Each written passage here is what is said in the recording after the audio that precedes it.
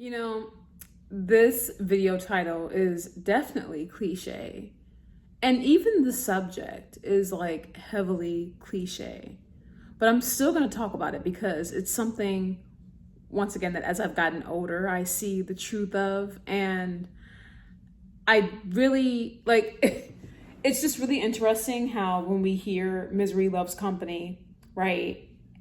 We literally hear that from the time that we're kids to adults, and we still hear it all through adulthood as we continue to get older, right?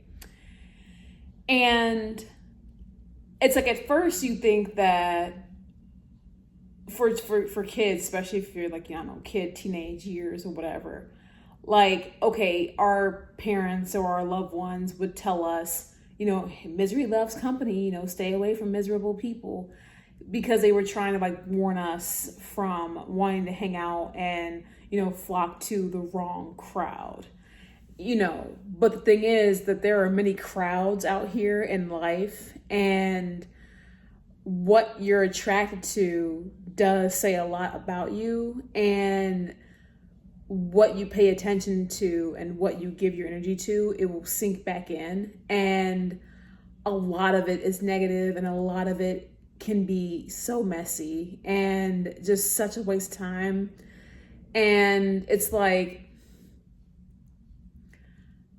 I reflect now and I just think about the state of like my overall life and channel, and I think about the things that I watch, and I think about the things that I focus on. And I think about, when me and my friends hang out, like where do we go? Like when we're out to brunch or just like out downtown doing whatever, right? Or when I'm going out with my sweetie or whatever all the time.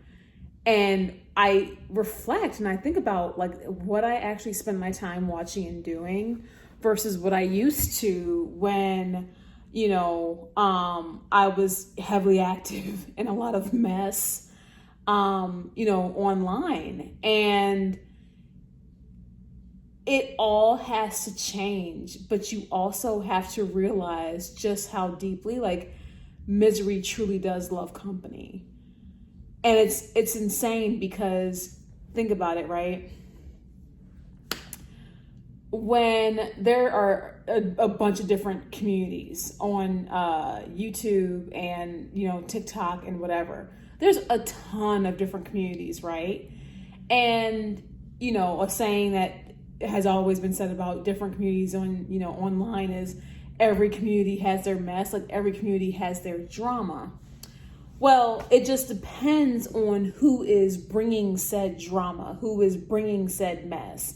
Because if you go to like the new mom community, like for example on TikTok, or like the first time moms or like the first pregnancy, and all they're doing is like their little pregnancy hauls, and just living low key and doing their thing, you do see people who try to hate or whatever, but it never goes anywhere because they're not getting that reaction, that engagement out of the people who they're making the content about.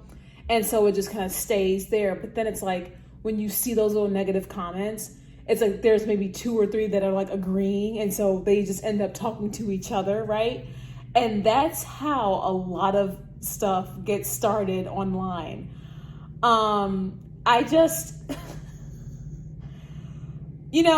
one of the biggest things that like opened my eyes in regards to some of the communities I used to deal with online is how not only online are these people messy, are these people vile, are these people disgusting, but in real life, if you really looked into some of those people, they are living some of the most treacherous, sad, actual miserable lives that I genuinely could never relate to. And so then it's like you kind of understand why there are communities that form the way they have, because at the end of the day, that's the common denominator.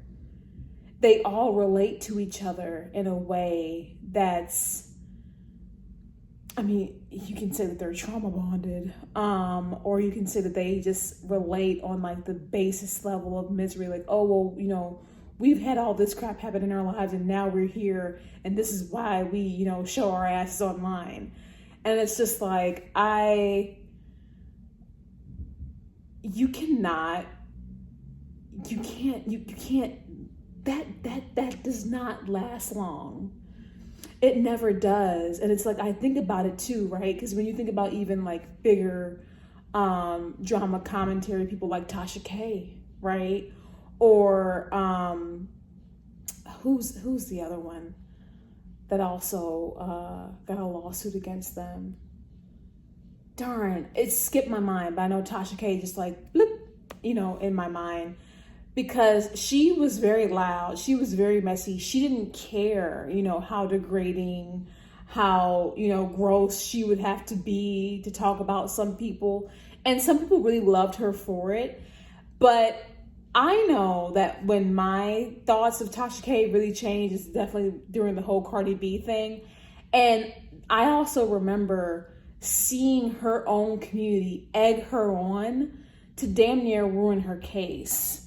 Because when Tasha K had the whole Cardi B lawsuit or whatever brought against her,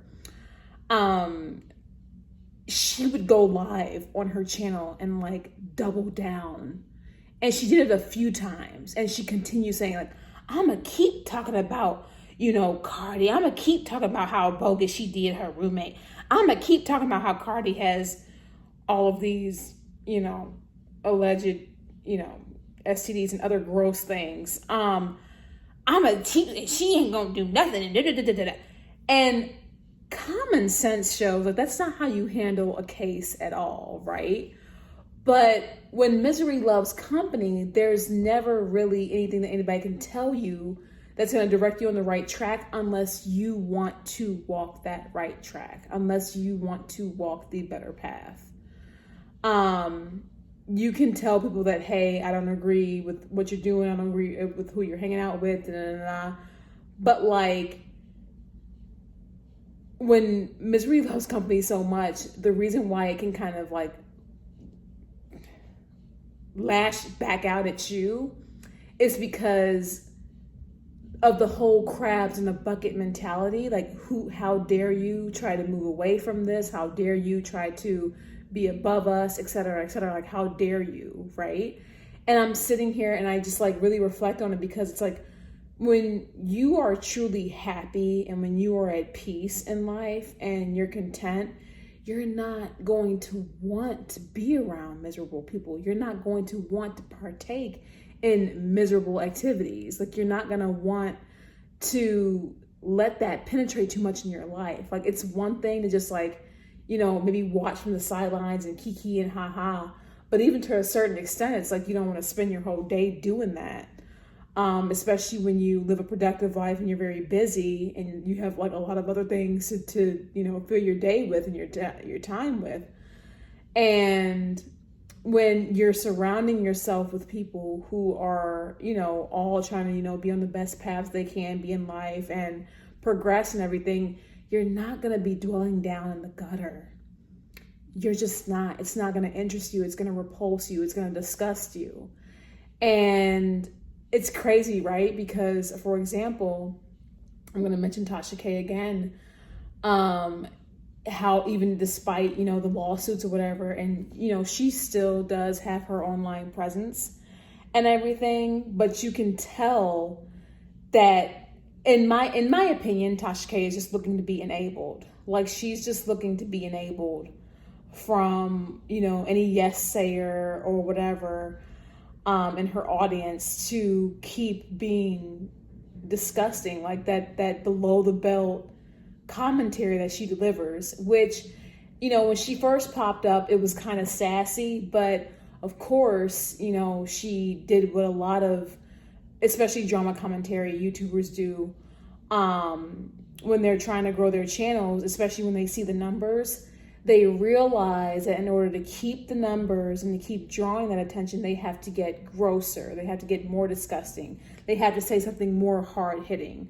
They have to be even more vile. They have to up the ante constantly to bring in the numbers. Like, for example, when she was going after, Derek Jackson, which I actually covered a while back here on my channel.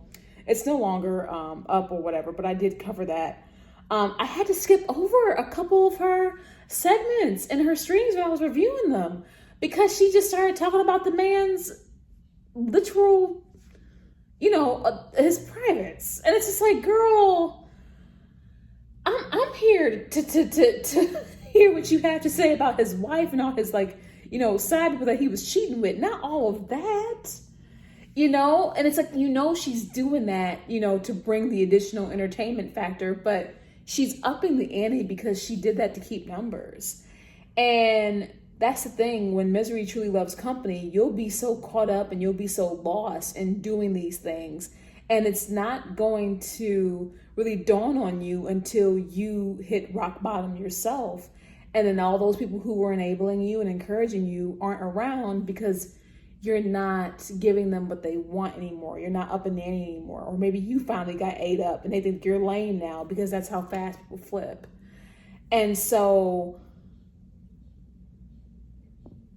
I just think that when it comes to the will to self-improve, you almost have to be willing to be separate from the crowd and not associate yourself with a bunch of miserable people who love company. Because what you think is popular and what you think is cool and what you think is, like really taking off, it's mess. And you do reach, or you should reach, a certain point in time in your life where you want to prioritize peace over mess. And to some people, unfortunately, peace is boring. Okay, they thrive for chaos. They thrive for, gutter commentary. They thrive on drama. Even if they have to create it themselves, they thrive on BS. But your nervous system, can't even. We are not built like that. Yes, we are survival creatures, and yes, over the years we have really evolved. But we are not built to live in a constant state of flight or flight, day in, day out, because of mess, drama, chaos, misery, whatever. There has to be stability. There has to be, a neutral stance of where you just exist and you be, and there's nothing overstimulating you. There's nothing to overreact or to overwhelm you. There's just nothing like that. You should minimize that type of stuff the best to your ability as you get older, because that should be a priority. You should want peace in your life. And it's amazing how many people don't choose that, even though they might know better, but they're unable to choose better. And you'll see that as, you outgrow people, you outgrow, popular crowds or whatever. Speaking of popular crowds, I just remember, because I was picked on in grammar school. High school was, I don't really have any complaints about high school. I'm actually cool with a lot of people from my high school. I don't know if I necessarily got picked on in high school, but I definitely had, lunches dumped on me in grammar school or whatever. But what you see with some popular crowds or whatever, especially the popular girl crowds, a lot of them ended up leading very fast lives. And I'm not trying to judge, women or anything, but they did. And, the whole, baby daddy drama, or the whole, addiction sagas that they've gone through, or even losing custody because of all their dramas. And, they're my age, with the kids damn near grown, with all this, chaos in their life, all because, they wanted to grow up a little too fast. And a person like me, I was probably teased just because I was really just trying to chill. Everywhere I've gone, I just be trying to vibe. I take my time, bro. It's not a race for me. I've never, wanted to do anything too fast. Literally, I don't function that way. I just be trying to vibe. I be trying to do my best. It's if you cross me, all right, bet, then I'm cutting you out, and I'm gonna say what I gotta say, and I'm gonna keep it pushing. But I don't vibe like that, and I know that it used to bother me when I was younger, right? But as I've gotten older, and I've phased in and out of different, crowds and stuff in my life, it just doesn't faze me, because it's I'm just more grateful to be where I am. And that's a good place to be, right? So I don't know. You guys go ahead and like let me know what you all think about this video. If you ever find yourself dwelling with some people who are enjoying the misery too much, or you know, maybe the whole mess is just miserable to you and you're just like, you don't get it or whatever, don't feel alone in that. You definitely are not alone in that. You know, continue trying to do what's best for you. And if you do find yourself that you're in the middle of, you know, misery loves company, but you want better, it's never too late to detach and strive for better. So I'll see you guys in the next one.